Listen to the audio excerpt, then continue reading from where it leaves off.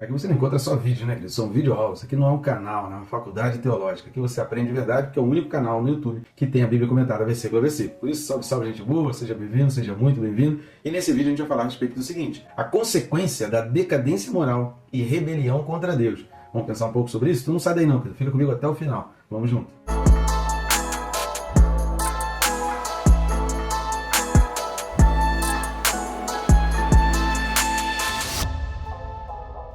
Rapidamente, se está assistindo o vídeo e ainda não está inscrito, vai lá, não perde tempo não, é rápido e fácil, clica aí no botão inscrever-me e clica também no sininho. Pronto, você já vai estar inscrito sem perder tempo e o sininho vai te ajudar não só a ficar por dentro de tudo que acontece no canal, como também dessa disciplina de estar estudando a Bíblia todos os dias. E aí aquilo vai te despertar, usando os meus vídeos ou não, mas também vai te despertar a meditar na palavra e estudar a palavra, que é fundamental para todo cristão. Vamos lá, o texto desse vídeo, Romanos capítulo 1, e os versículos são 18 e 19. Romanos 1, versículo 18 e 19 diz assim: a ira de Deus se revela do céu contra toda impiedade e perversão dos homens, que detêm a verdade pela injustiça, porquanto o que de Deus se pode conhecer é manifesto entre eles, porque Deus lhes manifestou. Então essa questão da manifestação de Deus aqui do versículo 19 é algo que a gente vai trabalhar, que toda a Escritura ela trabalha, que Deus manifesta a sua salvação, Deus manifesta a sua existência, Deus manifesta a sua criação, a sua perfeição. Tem muita gente que vive nessa discussão, né, achando que ciência fala contra Deus, mas na realidade não é nada disso. Se você for pegar os principais expoentes da ciência na história, né, na história da ciência, os principais expoentes da ciência antiga, criaram, né, as principais leis da ciência, você vai ver que eles são cristãos. Né? Inclusive tem cientistas que têm muito mais escritos em termos religiosos do que científicos, mas eles são conhecidos pelas suas teses científicas, pelas suas posições científicas. Mas a ciência e a religião sempre trabalharam juntas, elas nunca foram inimigas. Antes da gente entrar a fundo nesses versículos, que são fundamentais também para a gente entender algumas questões relacionadas à fé, eu quero pedir algumas ajudas aí no canal. Primeiro, curte, comenta, compartilha, não deixa de estar assistindo, porque senão é até o contrário, né? Você acaba prejudicando o canal se você não curte ou não comenta e nem compartilha. Outra coisa também tem esse QR Code que vai ficar aqui até o final do vídeo, ou o primeiro link na descrição, que vai abrir um menu, tanto o QR Code quanto o link vai abrir um menu de opções. Nesse menu você tem a opção de poder estar nos convidando para estar aí na sua igreja. Vai com o maior prazer estaremos na sua comunidade, na sua igreja, numa conferência, num congresso, ou pregando a palavra num culto. Vai ser um grande prazer estar participando aí com você. Só que nesse menu você também vai ter opções para adquirir esses livros, que são livros que, na minha opinião, todo cristão precisava ler. O Quem se importa com Deus, ele vai trabalhar muito naquelas questões: onde estava Deus diante daquela tragédia, por que Deus permitiu aquela catástrofe, por que coisas ruins acontecem. Então esses questionamentos, você vai ter um entendimento muito diferente, você vai sair do teu lugar e vai enxergar como se estivesse num drone por cima, e você vai começar a ver de uma outra maneira, e eu tenho certeza que você vai entender e vai conseguir explicar para outras pessoas. O Quem se importa com Deus ajuda muito nesses questionamentos. O Perca Peso na Trave do Olho trabalha já numa outra direção, trabalha na questão da santidade, explica o que é pecado, fala sobre a questão dos 10 mandamentos, mas também nos ajuda a entender sobre o pecado do outro, como que eu lido, o que eu reajo. Nesse mundo de tantas redes sociais, de tantos escândalos, é pastor que cai em pecado, é pastor que se afasta, é pastor esquerdista, e eu esqueci que eu não posso ficar falando essas palavras, senão bloqueiam meus vídeos, né? Tem algumas palavras que a gente está censurado e a gente não pode dizer. Né? Mas aí tem pastor que peca, tem líder evangélico, tem cantor gospel que cai em pecado, que se afasta. Então como lidar diante de tudo isso? Como que eu permaneço na minha vida? Como que eu encaro todas essas coisas? Perca Peso diante da Trave do Olho é o livro para você entender tudo isso, tá certo? Então vamos lá. A respeito da ira de Deus, eu queria ler alguns textos aqui para a nossa compreensão melhor. O primeiro texto é Romanos capítulo 2, versículo 5. Carta de Paulo aos Romanos, capítulo 2, versículo 5. Que diz assim: mas, segundo a tua dureza e coração impenitente, acumulas contra ti mesmo ira para o dia da ira e da revelação do justo juízo de Deus. Um outro texto também é Efésios capítulo 5, versículo 6. Carta de Paulo aos Efésios capítulo 5, versículo 6. Fala assim: ninguém vos engane com palavras vãs, porque por essas coisas vem a ira de Deus sobre os filhos da desobediência. Vamos ler mais um texto, já que Paulo citou Abacuque. No vídeo anterior a gente comentou sobre isso. Paulo citou Abacuque aí no versículo 17. Então vamos lá para Abacuque capítulo 1 e vamos ler o versículo 13. Livro do profeta Abacuque capítulo 1, versículo 13, fala assim: tu és tão puro de olhos que não podes ver o mal, e a opressão não podes contemplar. Por que, pois, toleras os que procedem perfidamente e te calas quando o perverso devora aquele que é mais justo do que ele? Então aqui Abacuque está fazendo um questionamento, né? Porque, segundo Abacuque, o mal ali, as pessoas perversas, já deveriam ter recebido algum tipo de punição. Então Abacuque estava com pressa para essa punição chegar. Mas ao mesmo tempo ele reconhece que Deus é justo, que os olhos de Deus são bons e que os olhos de Deus não podem contemplar o mal. Então, ó, eu li esse texto, principalmente eu gosto de ler textos do Antigo Testamento, para a gente exatamente entender que esses princípios eles estão em toda a Escritura, não é algo exclusivo do Novo Testamento. Para a gente entender um pouco sobre essa questão da ira de Deus. A palavra usada por Paulo aqui é a palavra orgue. A palavra orgue, ela tem um sentido de raiva, mas ela é utilizada como punição imposta por um magistrado. Quando um juiz dava um veredito, quando um juiz dava uma sentença. A gente precisa entender que a justiça, um julgamento, ele conduz apenas a duas posições. Se ela for culpada, e aí precisa entender qual o grau de culpa, qual o envolvimento no caso, e aí a pena pode ser maior, pode ser menor. Mas o veredito, ele só tem duas opções. Ou a pessoa é culpada, ou ela é inocente. Não existe uma terceira opção. Não existe uma terceira posição. Não existe um terceiro lugar. Então é por isso, e é baseado nisso, que a gente acredita que só existe céu e inferno. Não existe um terceiro lugar. Não existe um purgatório. Não existe um lugar. Não existe uma outra chance de voltar aqui na Terra e querer fazer coisas para querer se tornar melhor, para querer purificar algo. Porque o veredito, ou você é inocente ou você é culpado. Não tem meio termo, não existe nada disso. Né? Ou alguém assume a culpa por você e te torna inocente e você é livre, ou você se torna realmente culpado e você vai pagar o preço por aquilo que você fez. Então a ira de Deus, ela é essa decisão oposta à graça. A graça, a justificação, significa tornar você inocente. Tornar-se justo significa você receber o veredito de que você é inocente, de que você está livre. Livre para a salvação, livre para entrar no céu, livre para receber a graça. E o lado oposto, o que seria o contrário disso? O que seria a segunda e única outra posição? Significa a condenação, ser considerado como culpado. E a gente vai entender que a ira, ela é a decisão oposta à graça e ela é parte integrante da justiça de Deus. Então aqui Paulo está colocando exatamente a oposição à justiça de Deus, porque a gente precisa entender assim, né? De que a justiça de Deus significa que todas as situações em que o homem está em uma relação correta com Deus, ele recebe a graça. A ira de Deus também significa a condição do homem quando ele se afastou do Criador. Então Paulo está colocando, quando ele está falando da justiça de Deus, e a gente leu que é com o coração que você crê para a justiça, ou seja, você é alcançado pela justiça de Deus. É uma posição. Quem não crê, ele é alcançado pela ira de Deus. Então cada pessoa, sem exceção, conhece ou a justiça de Deus ou a ira de Deus. O seu amor ou o seu desprazer. O seu poder salvador ou o seu julgamento.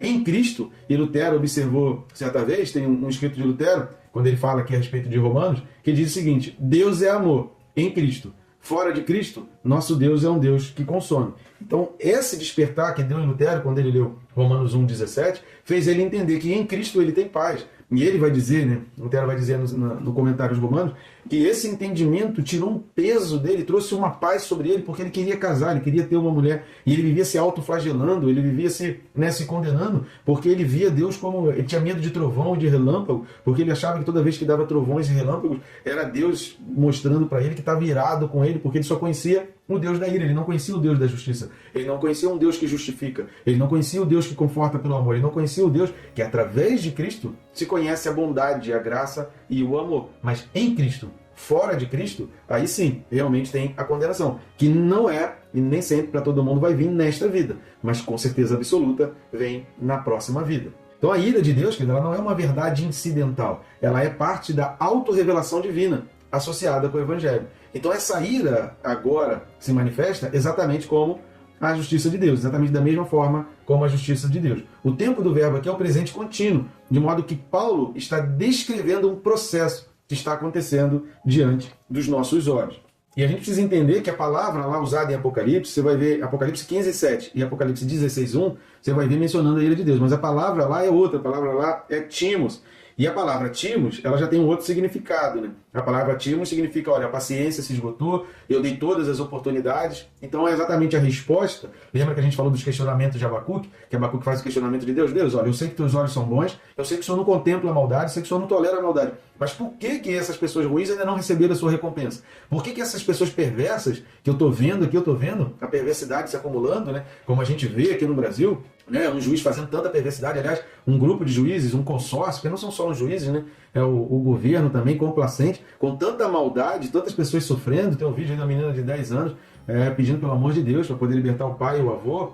É impossível não se comover com isso. Pessoas inocentes que não têm processo nenhum, que não tem nada. Eu esqueço que eu não posso estar falando essas coisas aqui, né? Para poder não travar o vídeo. Mas enfim, é tanta maldade, tanta perversidade que a gente fica querendo que a ira de Deus venha logo, que aconteça. Então o timos é essa coisa assim, vai ser aquele tempo, lá em Apocalipse, a palavra usada é timos, já não é mais orgue, porque está indicando que, olha, o tempo se esgotou, acabou a paciência, as oportunidades já foram todas dadas, então agora o veredito chega, então agora eu vou dar o veredito, porque já não tem mais oportunidade. Então a palavra é diferente aqui para orgue, usada aqui em Romanos. Vamos dar mais uma lida em Colossenses 3, versículos 5 e 6. Carta de Paulo aos Colossenses, capítulo 3, versículos 5 e 6, fala assim: fazei, pois, morrer a vossa natureza terrena, prostituição, impureza, paixão lasciva, desejo maligno e avareza, que é a idolatria. Repare na expressão fazei morrer, tá? Frisa isso, marca aí na sua Bíblia. Fazei morrer. Versículo 6. Por todas essas coisas é que vem a ira de Deus sobre os filhos da desobediência. Repare que, novamente, está sobre os filhos da desobediência, assim como Paulo escreveu também aos Efésios. Então, fazei morrer. Quando a gente falou no vídeo anterior do viverá por fé, é porque a gente precisa fazer morrer a natureza da carne, porque a natureza da nossa carne tem a inclinação para todas essas coisas sobre as quais vem a ira de Deus. Então, a ira de Deus, ela não foi feita para vir sobre os homens, mas ela foi feita para vir sobre essas coisas, sobre as perversidades, sobre essas impiedades. E aí é que entra que algumas pessoas querem estar debaixo dessa impiedade, querem estar vivendo aquela vida. Elas não fazem morrer, pelo contrário. Elas vivem daquela maneira e não vivem pela fé. Então, quando vier a ira de Deus, obviamente, vai vir sobre essas pessoas também. Então, a gente precisa entender esse conceito de ira de Deus, porque não é uma questão sentimental, sabe? É aquela coisa assim, olha, realmente o que fez é muito ruim e eu vou dar o veredito. Então, o veredito de Deus ou é a justiça de Deus, a graça, a bondade, o amor, ou é a ira de Deus. John Murray, ele vai falar o seguinte, ele encara a ira de Deus como a santa reação de Deus contrária àquilo que é uma contradição da sua santidade. Alan Richardson, ele define como sendo a condenação justa e implacável de Deus ao pecado em qualquer forma. Hunter, ele diz o seguinte, ele dá uma definição abrangente da ira de Deus como o seu santo amor reagindo contra o mal. O vento adverso, né? A M. Hunter ele chama de o vento adverso da vontade divina, soprando contra o pecador, não apenas no dia do juízo, mas agora, e resultando na degeneração e na humilhação do pecador. Como Deus é Deus, a sua ira é uma realidade terrível. Mas a ira não é ódio. O ódio é o oposto do amor. A ira é a forma que o amor assume com relação àqueles que se opõem a ele. Por isso está falando lá em Romanos 1, da questão do manifesto. Deus se manifesta, Deus se mostra de tantas maneiras, de tantas situações, mas essa rejeição, esse dar as costas, esse fazer questão de que eu quero que Deus não exista, isso atrai a ira de Deus. Então, o ódio, ele é injusto. A ira de Deus, ela é justa. E quando está falando de ira de Deus, também está trazendo um outro aspecto, que é da qualidade, né? Que é a procedência, que vem de Deus. Não é uma ira humana, não é a ira humana. Paulo não está falando simplesmente a ira que Deus manifesta. Ele está falando da manifestação de Deus, da sua existência. Mas ele está falando da ira de Deus. Ou seja, então aquilo aponta para a origem, aquilo aponta para a fonte. Não é a ira como os homens entendem, embora ele use a palavra orgue, que também significa raiva, mas no sentimento humano tem uma conotação, por falta de sabedoria, mas no sentimento de Deus tem outra colocação. Então o ódio procura destruir, a ira perdoa. Assim, quando Paulo diz que a ira de Deus se revela juntamente com a sua justiça, ele está dizendo que Deus está oferecendo a absolvição, mas que aqueles que se recusarem a aceitá-la serão condenados. Ou seja, a oferta da graça está disponível a todos. Mas infelizmente algumas pessoas não fazem morrer, como a gente leu lá em Colossenses, a sua natureza, e elas permanecem praticando as coisas sobre as quais vem a ira de Deus. E aí, continuando lá em Romanos 1, 18 e 19, vai dizer que a ira de Deus se revela.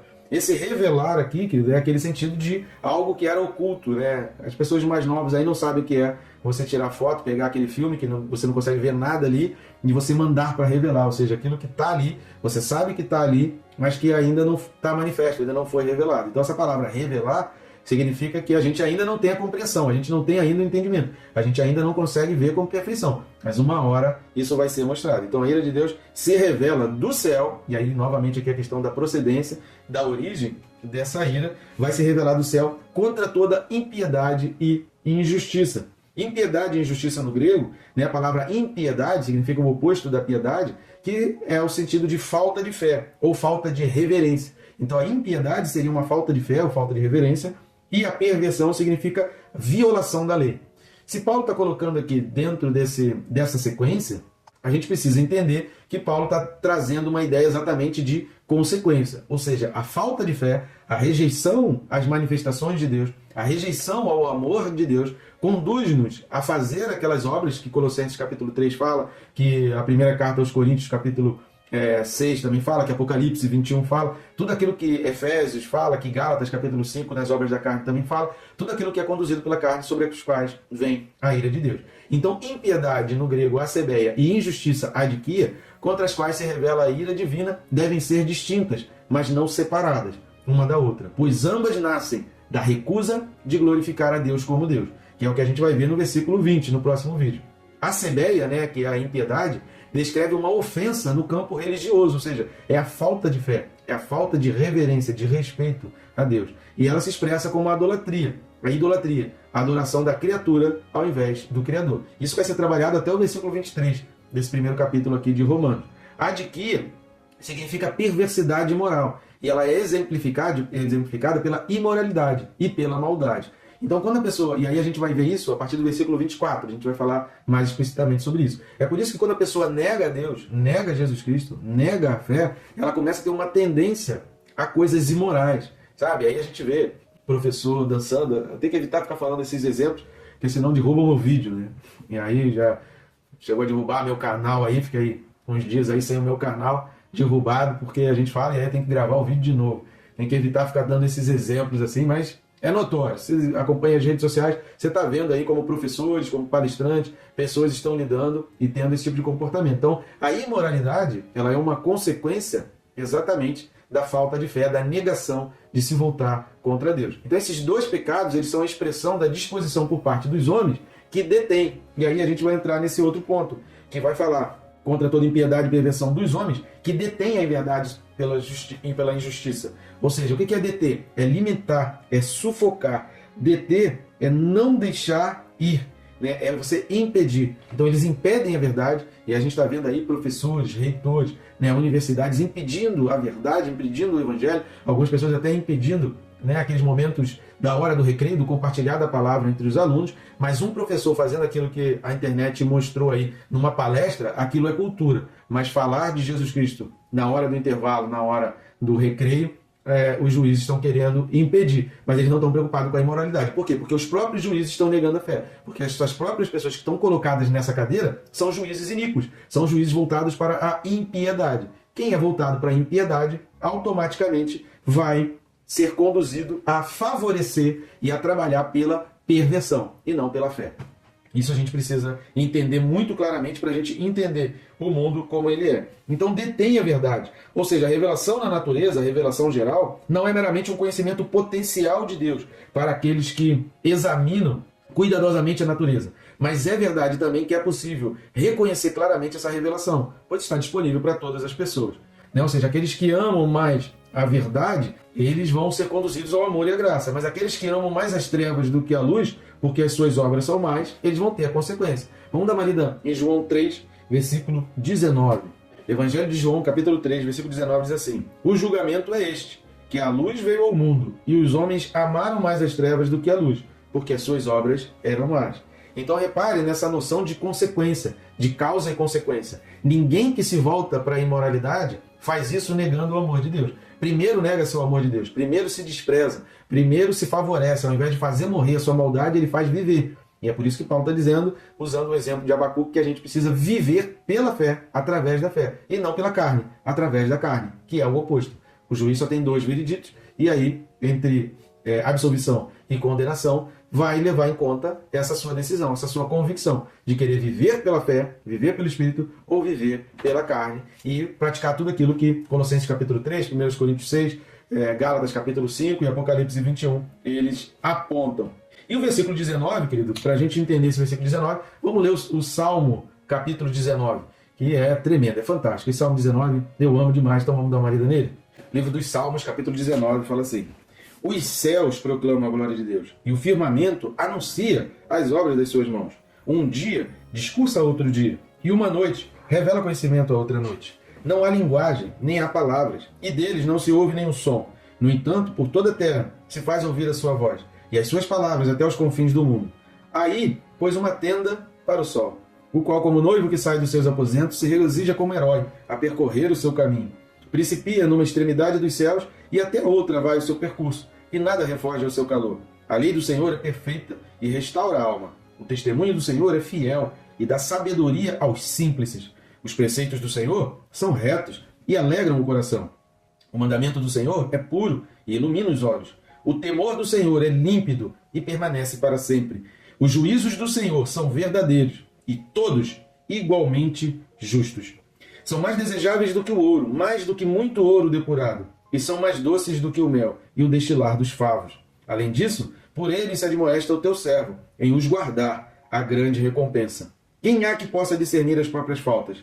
Absolve-me das que me são ocultas. Também da soberba, guarda o teu servo, que ela não se domine, então serei irrepreensível e ficarei livre de grande transgressão. As palavras dos meus lábios e o meditar do meu coração sejam agradáveis na tua presença, Senhor, rocha minha e redentor meu. Então, do 1 até o 6 aqui, né, tá falando da contemplação, que a gente precisa contemplar toda a natureza, o sol, o resplendor do sol, a lua, as estrelas, todas as coisas do céu, o firmamento, as plantas, as árvores, sabe, os animais, as plantas pequenas, as maiores, animais pequenos, animais maiores, os insetos, todas as coisas mostram a perfeição, todo o ecossistema mostra que foi tudo muito bem desenhado, muito bem planejado e evidenciam o poder de Deus.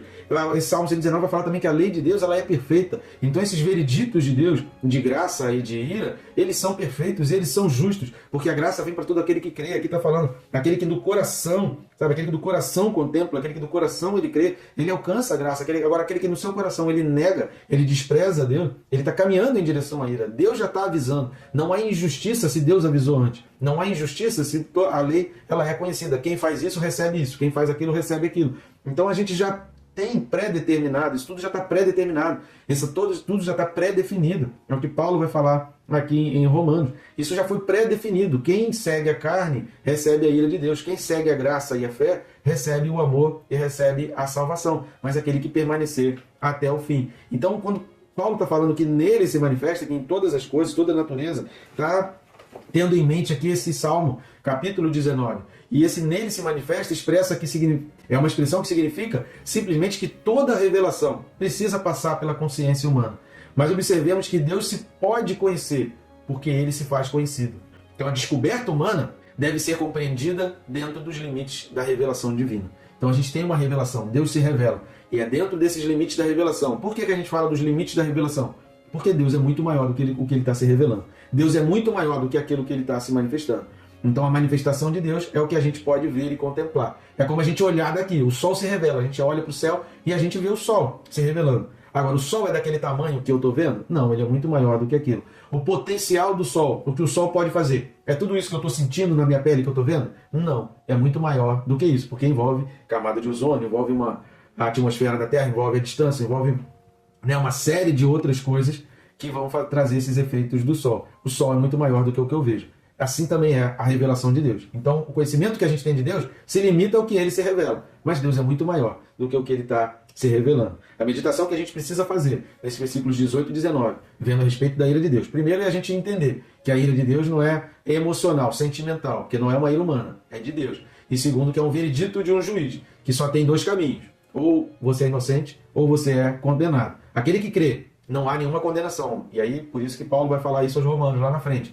Não há condenação naquele que crê, aquele que está em Cristo Jesus. Mas aquele que não está, como a gente leu aqui em Colossenses, sobre eles vem a ira de Deus. Porque a ira de Deus não vem sobre as pessoas, mas sobre toda impiedade e perversão. Que uma coisa puxa a outra. Isso não pode ser visto de uma maneira dissociada e separada. Tá bom, gente? Até que ponto você confia em Deus? Até que ponto você enxerga e você vê a manifestação e a revelação de Deus? E até que ponto as suas decisões são de seguir a Deus? Que Deus te abençoe, querido, rica e abundantemente.